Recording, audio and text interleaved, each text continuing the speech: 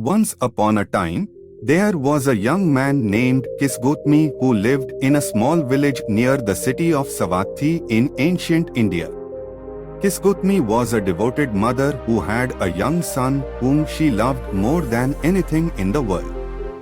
However, one day her son became very sick and despite her best efforts, he passed away.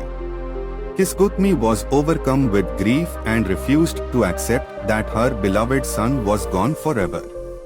Desperate to find a solution, Kisa Gotami went from house to house in her village, asking if anyone could bring her son back to life. Most people looked at her with pity and told her there was nothing they could do, but one person suggested that she go see Buddha, the great teacher who had a reputation for his wisdom and compassion. Kisa Gotami set out on a journey to find Buddha, who was known to reside in a nearby forest.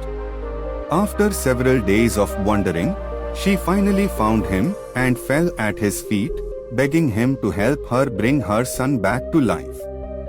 Buddha listened to her with empathy and then told her that he could help her, but first she had to bring him a mustard seed from a house where no one had ever died. Kisa Gotami was overjoyed and set out immediately to find a house that met this condition. She went from door to door, but in every house, she heard stories of people who had died: grandparents, parents, siblings, children, and even pets. The more she searched, the more she realized that death was an inevitable part of life and that she was not alone in her suffering.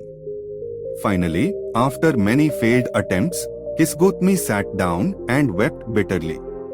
As she sat there crying, she realized that she had been so focused on her own pain that she had failed to see the suffering of others around her. She saw the universal nature of suffering and the transience of life, and she began to accept the loss of her son. Kisa Gotami returned to Buddha, this time with a peaceful heart, and thanked him for teaching her a valuable lesson. From that day on, Kisa Gotami became a disciple of Buddha and worked tirelessly to spread his teachings of compassion and wisdom to others. She learned that suffering is a part of life and that we all share the same human condition. Instead of trying to escape it, she embraced it and found a way to live with it in a way that brought her peace and freedom. The story of Kisa Gotami reminds us that life is impermanent and that suffering is a part of the human experience. We cannot control the events that unfold in our lives, but we can choose how we respond to them.